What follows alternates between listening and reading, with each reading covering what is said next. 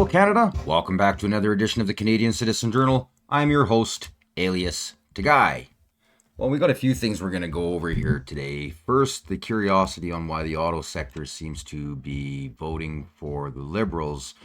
I don't necessarily think it's true, but from some of the polls, it seems like those districts that are mostly auto sector, auto industry, seem to be really turning on the Liberal favor.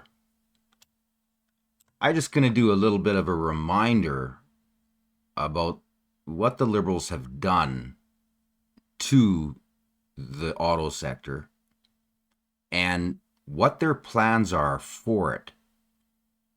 And then we're going to dabble a little bit on some more kind of current events going on from, you name it. We're going to show Mark Carneys' dad was not only taught at the residential schools, but worked his way up the ladder, being the Grand Poot.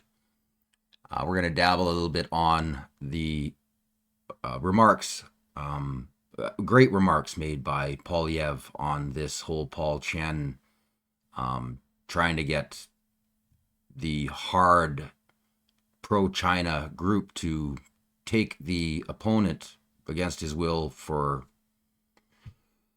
a bounty on him and a few other things. But let's just start off like with a little bit of obviousness.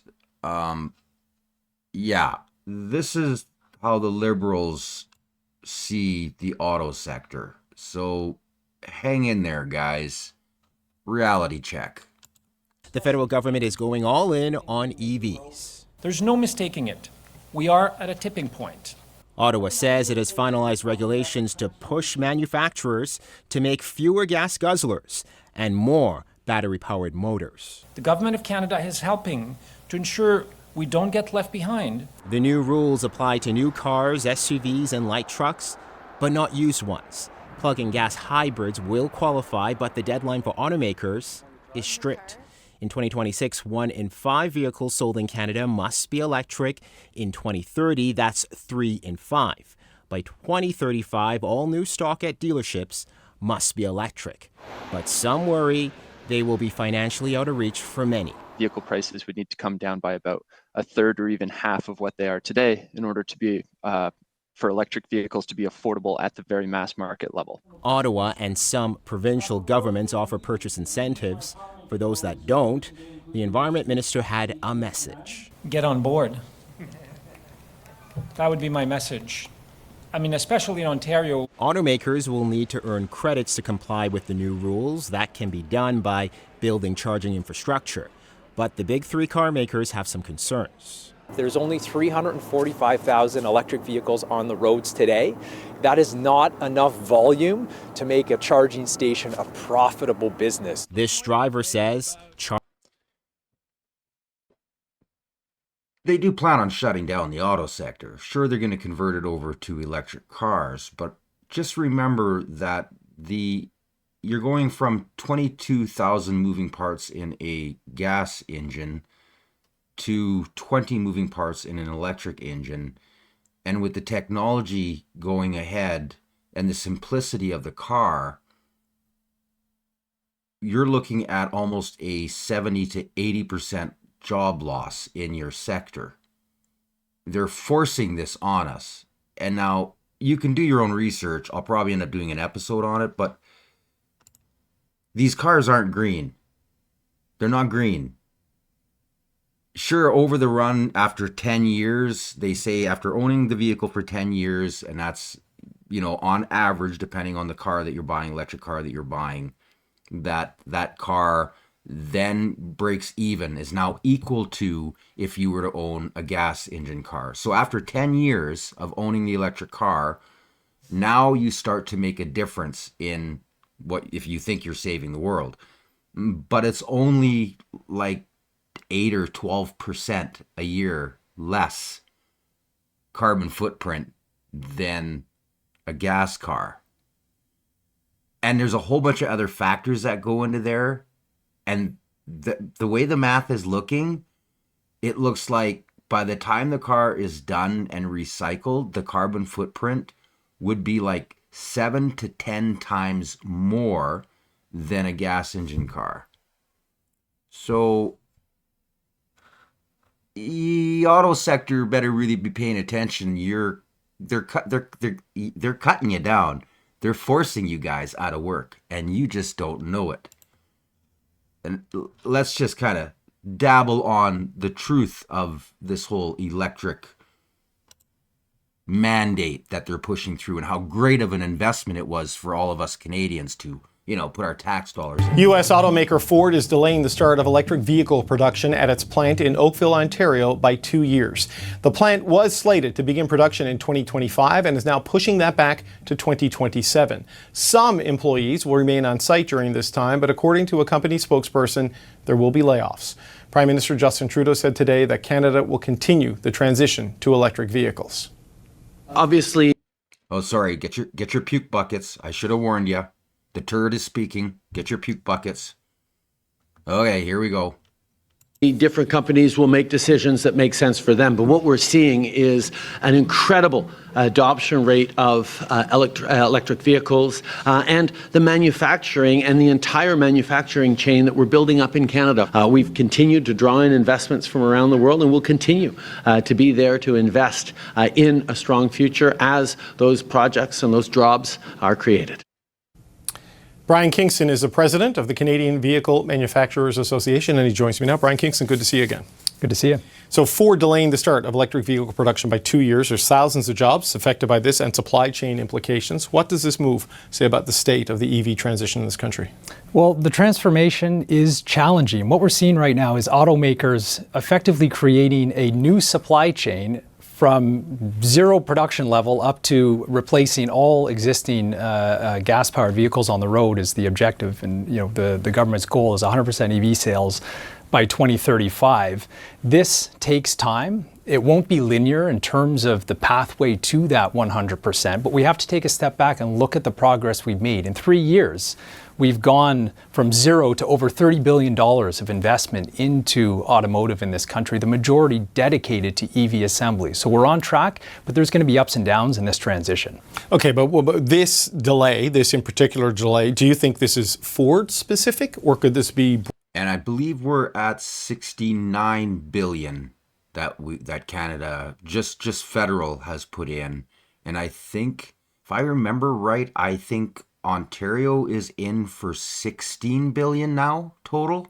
Broader sectoral start of something that we may see at other producers here in the country. Yeah, I think we're seeing a couple of things happening more broadly in the automotive industry. First is supply chain hiccups. Automakers are going through a once-in-a-century transformation. Now they have to go from mining critical minerals to assembling electric vehicle batteries. This is a whole new technology. It takes time. There will be challenges. Secondly, the consumer needs to come along for the ride. And we are seeing challenges with respect to consumer demand for electric vehicles. It is increasing, absolutely. But when you speak to Canadians, when you speak to North Americans, they are concerned about charging infrastructure and they're concerned about affordability. We're in a high interest rate environment. Purchasing a new vehicle that is more expensive than a traditional gas-powered vehicle is a challenge. So if we don't address those issues, you will see delays, and some of the targets that governments have set will become unachievable very quickly. Right. Okay, I want to talk about that in a second, but just on this, I mean, this EV transformation, so important to the industrial policy of southern and southwestern Ontario.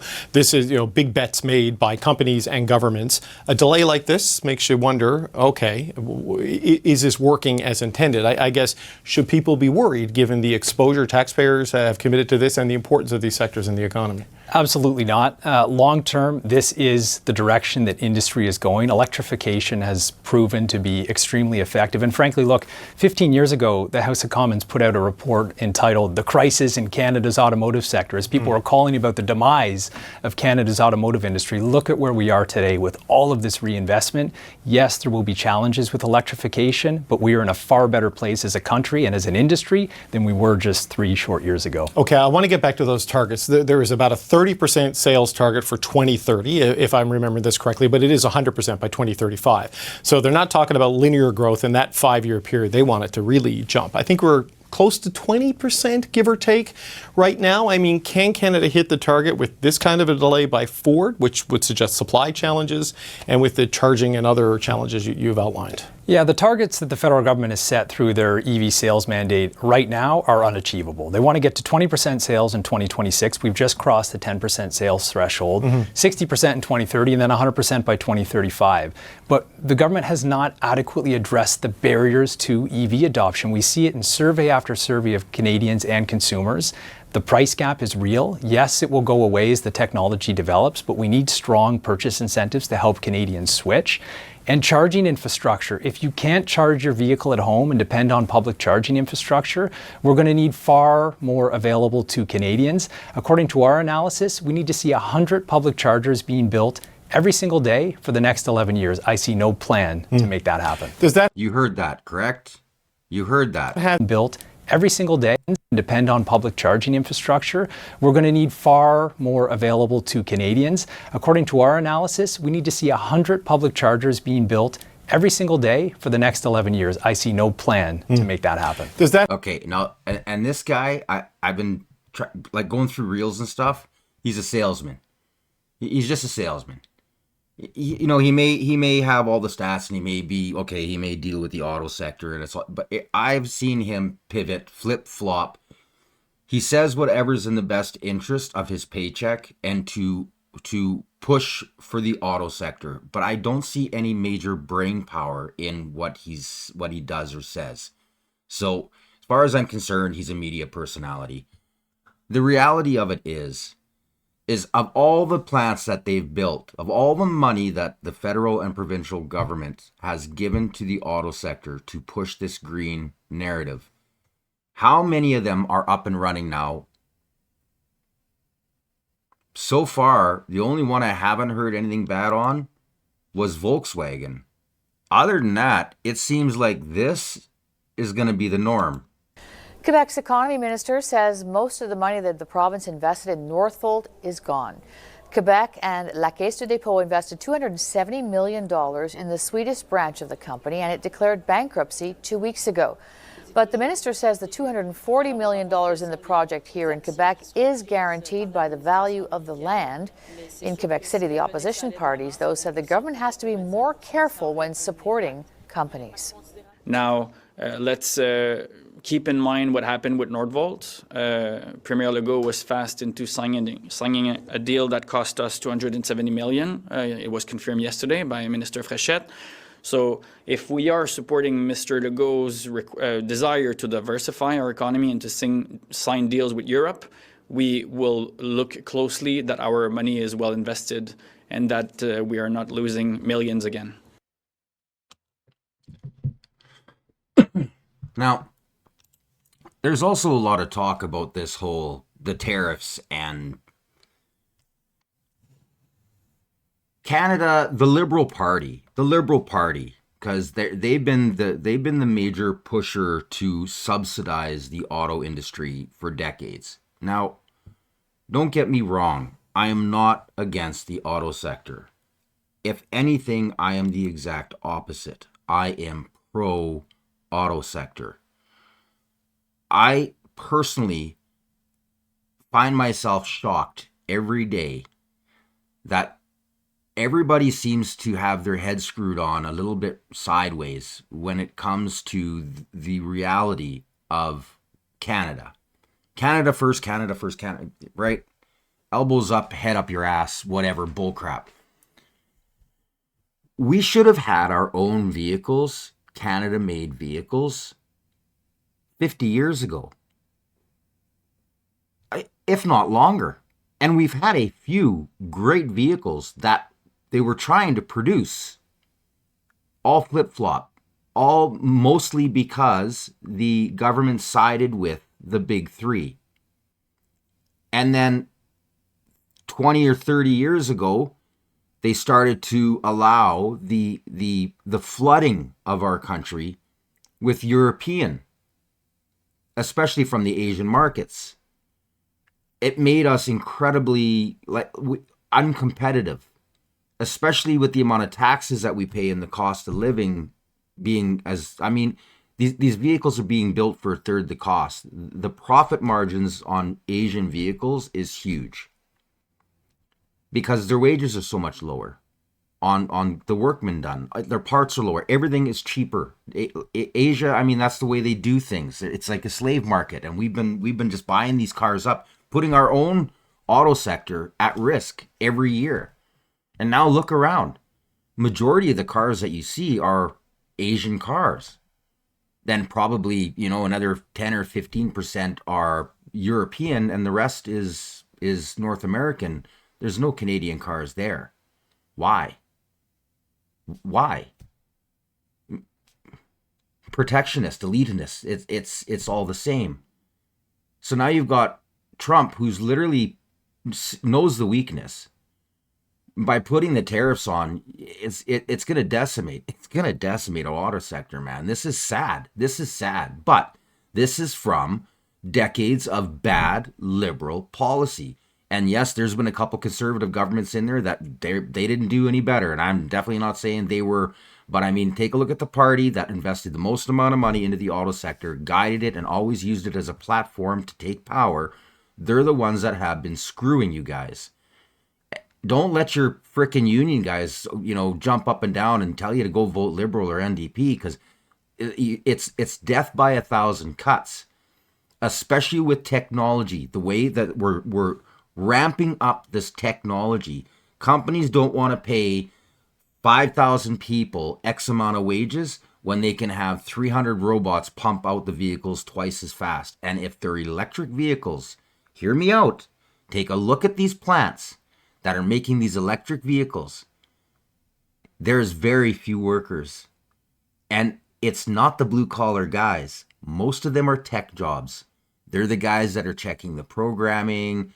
I mean, there's a few low level jobs where it's like, greasing this and doing that. But for the most part, it's all robots. This is your death is coming because of the liberal government. And Ford ain't helping you either by dishing out more of your tax dollars on pushing something, as the electric end of it, that is going to put you guys out of work. It's going to happen. Now, it's already bad enough that a lot of the auto sector, regular gas cars can be taken over. But when you're dealing with 22,000 parts on a gas engine as opposed to 20 moving parts on an electric engine, there's going to be more humans needed than there is for the electric. You're putting yourself out of work. Now back to the tariffs. So Trump has got this tariff thing, and everybody here has got their head in the sand. Oh, it's not going to happen. Canada, we're going to tariff. You're going to tax us? Canadian what? Where's the sense in any of that? You are aware that the unions, well, you're probably not. The unions down in the States love Trump. Listen carefully. Our other top story tonight, President Trump has a rather unlikely ally in his push for tariffs on the auto industry. Talking about UAW President Shawn Fain, who vocally supported Democrat Kamala Harris in the election. He says he's very much in favor of the move. Let's get out to Priya Mann with reaction on this story. Priya. Hey, good evening, Kim. Auto experts say it's no surprise that workers would support tariffs. They want to keep jobs here in the U.S. Well, so does UAW leadership. But what is surprising is how dramatically the tone has shifted from the folks at the top of the UAW. If you are a line worker in Michigan, you like what you're seeing right now from the Trump administration, because this is all about pushing domestic production. Keeping jobs in the U.S. is what UAW members had rallied for when they went on strike in 2023. After securing historic wins during the election, the UAW leadership threw its support behind the Democrats. But in a stunning reversal, union leadership went from calling President Trump a scab who would harm workers to backing his policies. In response to potential tariffs late Wednesday night, UAW President Shawn Fain said, "We applaud the Trump administration for stepping up to end the free trade disaster that has devastated working class communities for decades.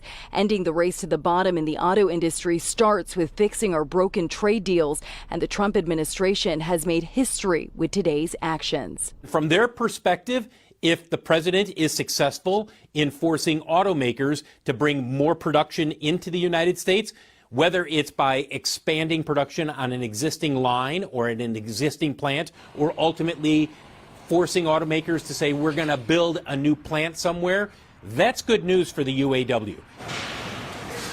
But if tariffs lead to higher prices and car sales dwindle, what does that mean for UAW members? I understand that auto workers, to a certain extent, they're conditioned to say, look, I know nothing is guaranteed, even though we have a new contract that went into effect. I think that the idea that we're going to see plants closing or lines shut down, I just don't see that happening anytime soon. And when the UAW went on strike, I was out there on the picket line talking to a lot of workers who expressed support for President Trump. Well, now it appears the leadership is following suit, especially when it comes to tariffs. And speaking of tariffs, what does that mean for car prices? Coming up at 6 o'clock, we're talking. Now, I talked about this in some previous episodes. If you haven't seen them, I urge you to go and watch. Hopefully you like what you see. You like, share, and subscribe. And make sure you punch that notification bell so you don't miss future episodes. But I've mentioned this before. I was watching this grow. There was already a lot of the auto sector that were backing Trump, but the unions just refused. They refused to listen to the auto workers. They're so bought and paid for by the Democrats. And now, welcome to Canada. Exact same thing. Tone deaf. And there's a lot of union workers who don't know. And if the union says, hey, jump, they say how high. Death by 1,000 cuts. The electric vehicle will decimate our auto industry. And it's not good. It's not good. The technology isn't there. It's just not there. Why don't we concentrate on getting everybody, their houses, completely independent first?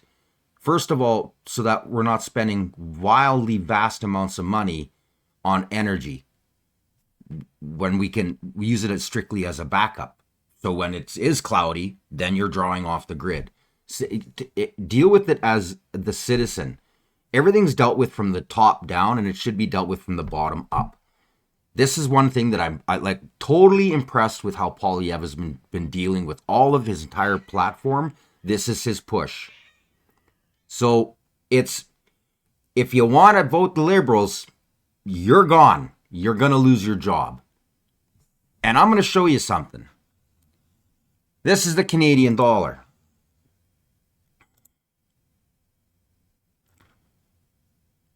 Right here is where Carney opened his mouth and said that we're not going to deal with the states anymore. Look at our dollar plummet. I mentioned it on that episode. Our dollar's plummeting literally as he spoke.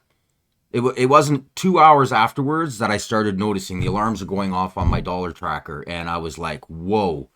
It tracks literally right to when he had the right when he had the speech.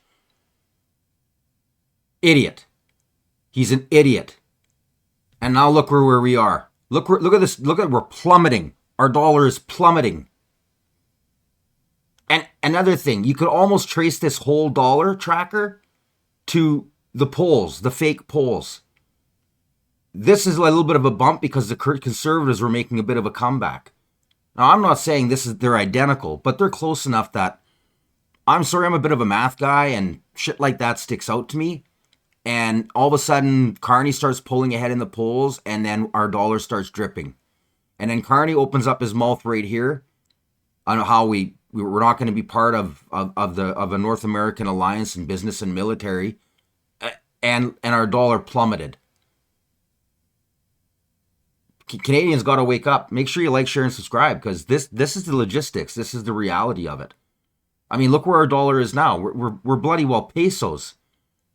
We were par before Trudeau got elected. I've shown that on previous episodes. You can literally see it, like perfectly clear as day. And it started to plummet, and we've never gained it back. It's just gone down, down, down, down, down, as businesses close, as companies leave. It's not good, people. Now, going to change the subject. Let's move on. This is a little bit about Mark Carney, for those of you that aren't aware. Mark Carney's father, Robert Carney, was indeed involved in education in Canada's Northwest Territories, where he worked as a teacher and later rose to the position of superintendent of school programs. This role placed him within a broader education system in the North, which included both day schools and residential schools during a period when such institutions were part of the government's approach to Indigenous education. Specifically, Robert Carney was a principal at the Joseph Burr Tyrrell Elementary School in Fort Smith and federally run Indian day school that some of the community later considered a residential school due to its context and impact. However, there is no definitive evidence that he directly taught at a residential school himself. His role as superintendent involved overseeing educational programs for which he has included in residential schools indirectly. This is grok. Now, I've looked it up. It depends on how you want to classify the school. But okay, even if he didn't actually teach in a residential school and it was just a native day school, an Indigenous day school, he ended up becoming the superintendent, which pretty much he looked over all of them. Now, I'm not going to get into his career and all the rest of where he ended up going. He ended up going to Alberta and blah, blah, blah, blah, blah. I'm just waiting for like a real reporter to ask Carney about this, because from what I've seen, it seems like he's really trying to hide from any native media. Why aren't you talking to the Indigenous people? I'd really like to know. I mean, APTN or like how come? How come you're avoiding them? Why don't you just answer a few questions? If we had real media, they would ask him, because this is his youth. What school did you go to while your dad was teaching at a residential school? Maybe this explains why he thinks his shit don't stink. I don't know. I'd sure like to see somebody ask the question. I think Canadians deserve to know. And by God damn, I know the Indigenous really would like to know. Huh. The small Métis Dene and Cree community of Fort Smith in the southern part of the Northwest Territories is home to 2,200 residents. It's also a hub for historical traumas which took place in schools and college residence buildings. Paul Boucher is a residential school survivor who attended Brennett Hall and Grandin College here. Now he's a cultural educator at PWK High School. While his love and care to his students is a far cry from what he and many others had to endure, he says more healing is possible with a new school. At Brandon Hall, I think that's where a lot of my scars come from. You know, every day I have to see that building. You know, I like to see it gone, because I think there's so many students are trapped in there and they need to be released. And a lot of things that happen in there, you know, has bothered a lot of people. Last week. So they're talking about knocking them buildings down. I'm not from that community. I just know that you got to listen to the people. And if they want it down, take it down and build some new schools. Enough is enough. Now we're going to move on. Take a listen to what a real leader sounds like. I'm Terence Shen, independent journalist covering foreign policy and global affairs. Recently, Liberal MP Paul Chang suggested that someone could hand over your party's candidate Zhou Tei to China in exchange for a bounty from the communist regime.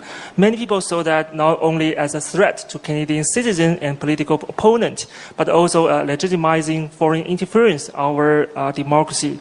What's your response to his remarks? And after his apology, do you still believe he should be disqualified from running for office? Thank you. Okay, now, security clearance. Jake Meat was asked the same thing. He just said what he said was wrong. Then he went right into the whole, he should have had his security check, he should have looked at the documents, blah, blah, blah. And then he turned it over to the NDP MP, who was also involved in foreign interference. They were trying to get her unelected. And she tied right in. And she ends up finishing off her sentence about how he should get his security clearance. He's had security clearance before, you guys. It's a gag order. Now, the reason that Singh couldn't go and dive directly into it and be hardcore would be what? Maybe because Paul Chen is on that list? And if Pierre would have taken that NSICOP security clearance, you wouldn't be able to hear him speak like this. Yes, he must be disqualified. I find it incredible that Mark Carney would allow someone to run for his party that called for a Canadian citizen to be handed over to a foreign government on a bounty, a foreign government that would almost certainly execute that Canadian citizen.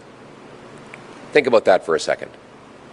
We have a Liberal MP saying that a Canadian citizen should be handed over to a foreign dictatorship to get a bounty so that that citizen could be murdered. And Mark Carney says he should stay on as a candidate. What does that say about whether Mark Carney would protect Canadians? Mark Carney is deeply conflicted. Just in November, he went to Beijing and secured a $250 million loan for his company from a state-owned Chinese bank. He's deeply compromised, and he will never stand up for Canada against any foreign regime. Is another reason why Mr. Carney must show us all his assets, all the money he owes, all the money that his companies owe to foreign hostile regimes. And this story might not be entirely the story of the bounty and a Liberal MP calling for a Canadian to be handed over for execution to a foreign government might not be something that the everyday Canadian can relate to because it's so outrageous. But I ask you this, if Mark Carney would allow his Liberal MP to make a comment like this, when would he ever protect Canada or Canadians against foreign hostility? He has never put Canada first, and that's why we cannot have a fourth Liberal term. After the lost Liberal decade, our country is a playground for foreign interference. Our economy is weaker than ever before, our people more divided. We need a change. To put Canada first. Well said. The fact that the mainstream just started talking about this today is embarrassing. It's embarrassing. And they're putting their passive lips on it, like it's no big thing. Embarrassing. You know, there was a time 12 years ago, 12 years ago, they would hold you accountable, didn't matter who you were, for something much lesser of a fault. Now we've got like everything from sexual harassment and just the corruption, the theft, the backdoor dealings, the SDTC scandals, it never ends. And nobody has to lose their job. Like, that's why we have the corrupt government we have. It's the propaganda arm that lets them get away with it because the vast majority of people aren't seeing the truth and they need to see the truth. Make sure you like, share, and subscribe. Let's roll on. This is great. NDP caught on a door camera. Listen carefully.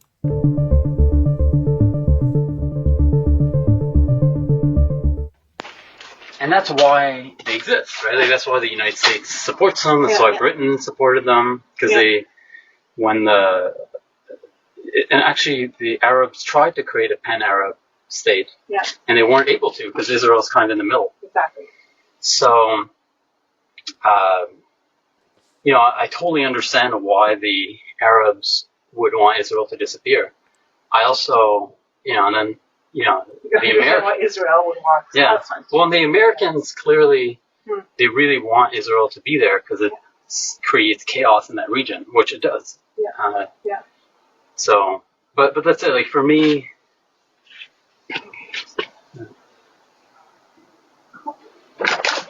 Hi, bonjour. Hey. Hi, I'm Pascal Mateki. I'm here with the NDP for the elections. Okay, thank you. Lots of fucking people. I heard what you said about Israel. Oh. Busted. That guy's dumber than a sack of crap. Everything he said was completely wrong. Literally. Literally everything he said was completely wrong. And then listen to her. She's shaking her head. Oh, yeah. That means she's also brain dead. Embarrassing. I'm so glad this guy sent the tape in and that the Sun ran this. It needed to be ran. And people need to see how stupid these politicians are. Now, a little bit more on the Alberta separation. Listen very carefully. I'm so proud of this. I never even heard of these guys before. PJ the Belt. I'm going to promote them. I look back at a couple other episodes they've done. Wow. You know what? Small media, awesome job. Listen carefully. An Indigenous perspective into the Alberta election. One candidate here in Edmonton Decor thinks the best path to reconciliation is an independent Alberta. We're in a different time. Unfortunately, we are our backs against the wall. We've never been heard. Virginia Bruno didn't expect to be fighting for Alberta's separation from Canada. When separation first came to mind, I might add, I was heartbroken, as well as many other Albertans, I'm sure. But when she read the platform, things like more control over resource management and the oil sands, an end to equalization payments, and the opportunity to renegotiate treaties and keep the funding in Alberta spoke to her. There's a platform for First Nations to get them self-governance, to make them have a say in the world's economy. Where does it start? First got the reserve. She says watching her father drive back and forth to the city daily, protesting for First Nations education rights outside what was once the Department of Indian Affairs gave her the inspiration to give back, and points to issues like water and housing as a failure in federal management. And to ignore the fact that there are people getting sick from water, there are people living in homes that are unsafe. There are people that, struggle day to day. Bruno does realize the Alberta Independence Party, largely seen as a fringe movement, likely won't take government. But she hopes it continues the conversation for a stronger Alberta on and off reserve, whether she wins her seat or not. So even if you're not elected, you're still going to keep fighting? I am. I'm going to have my way. Good girl. Getting water and housing on reserves. I will have my way. It's just a matter of when. Lawrence Solomon, if Alberta turns separatist, the rest of Canada is in big trouble, holding all the A power. recent poll by the Environics Institute found that 53% of Saskatchewan residents agree with the statement. Western Canada gets so few benefits from being part of Canada that it might as well go it on its own. The Institute polled more than 5,700 people across the country from December 2018 to January 2019. It found that the number of Westerners who agree with that statement is the highest level recorded since 1987. It also found that 85% of people in this province say the West usually gets ignored in national politics. MLA Jeremy Harrison says he's seen that sentiment in his own riding. There's a high degree of frustration, particularly directed at the national government, at the Liberal government, about policy initiatives that they've undertaken, which have undoubtedly harmed Western Canadian economic interests. Harrison says some national policies have been polarizing for Western Canada, including the carbon tax and regulations on the energy sector. 57% of people from Saskatchewan and Alberta surveyed said the federal government is virtually irrelevant to them. 66% say Saskatchewan has less than its fair share of influence when it comes to important national decisions. Why belong so expensively to a country that despises its own history, economy, and people? Make us a better offer, and quickly, my Canadian friends, or Trump's tariffs will be the least of your problems. And all of this would not only be good for Alberta, and by extension for the working people of Canada, it is also absolutely necessary for Canada, perhaps to even survive, both economically and politically. There's a reason we, like the Europeans, now make a measly 60 cents for every dollar made by our American friends. The reason has much to do with the attitudes we have adopted ever since the benighted 1960s that have made us not such good friends at all. Trump is threatening the integrity of Canada very effectively The fact of that threat and of its effectiveness might make us think twice. In such thinking, there could be the opportunity to shed the idiocy that is making us poor, weak, irrelevant on the international stage, and contemptible to our neighbors. We can make his saber rattling into an opportunity, increase our interprovincial cross-border trade, get out of our own way on the energy front, rekindle our national pride, at least to the point where we regard our country as both viable and valuable, seek the international markets that would make us more truly independent as a nation, strengthen our commitment to the military that would be increasingly and truly necessary if such independence were pursued, and make of the next 100 years Canada's triumph instead of the story of its contemptible, self-aggrandizing, moralistic, falsely green, and socialist demise. Now, he nailed it. This is what I think Canada fails to realize. From all the polling I've seen, and all of these Saskatchewanites and Albertans that I know, and I know lots of them, the majority of them, they don't want to be the 51st state. They want to be their own country, because they know that as their own country, first of all, they get rid of the leftism, which is the United States is suffering from it bad, really bad. Canada suffered for decades with this socialist leaning ideology. If Alberta and Saskatchewan leave Canada and become a nation, the rest of Canada will fall. Quebec will more than likely try to achieve the same thing. They won't last. They won't last because the people there have allowed themselves to be brainwashed into this anti-energy, they all they do is they leech, and I hate to say it that way, but, and all this fake math, everybody's bringing this fake math out. Enough with the fake math. Alberta pays more per person to the federal government than any other province. Period. Take a look at the equalization. Like, seriously, give your head a shake if you think that your province does, or like, get real. Get real.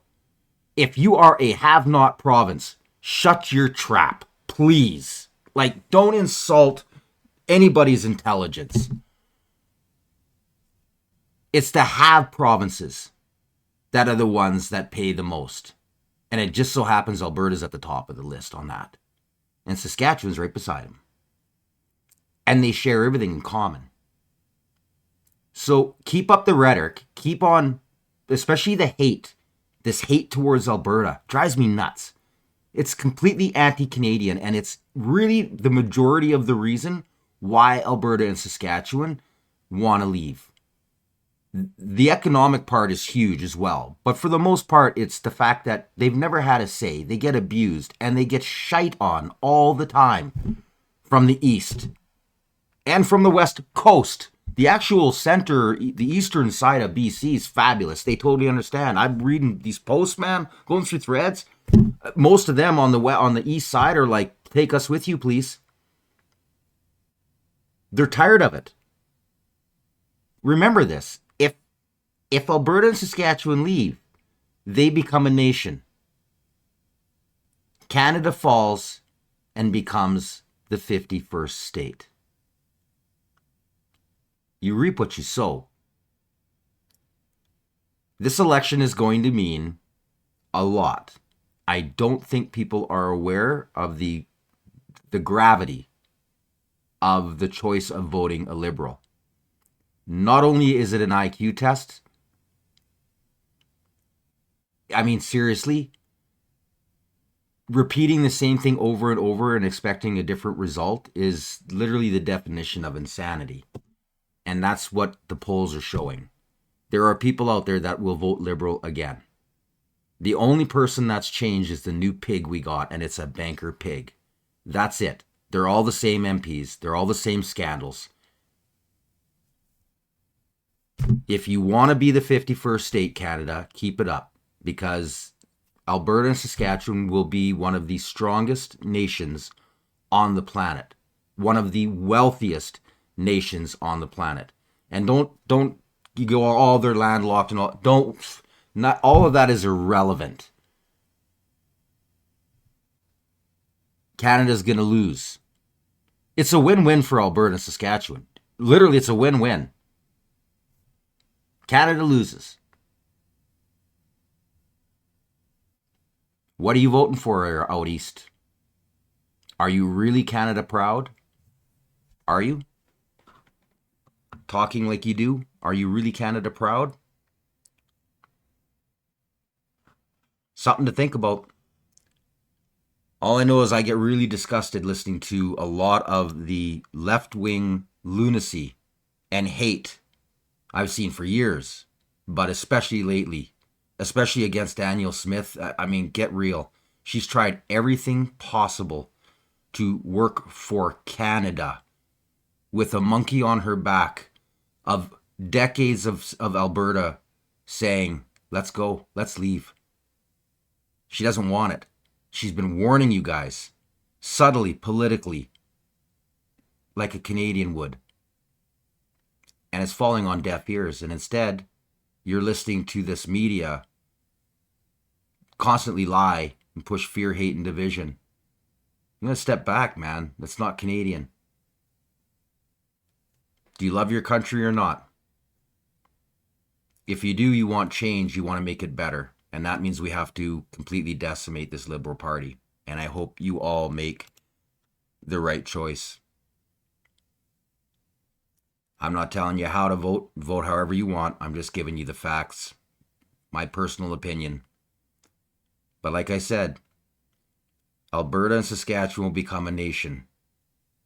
And Canada will become the 51st state. Trump will get what he envisioned. And it may not happen overnight, but it's going to happen because of what your choices are this election. Choose wisely. Choose wisely. I hope you liked the episode. Make sure you like, share, and subscribe. And if you are, punch that notification bell so you don't miss any future episodes. Until next time, you've been watching the Canadian Citizen Journal, and I'm Alias Tagay.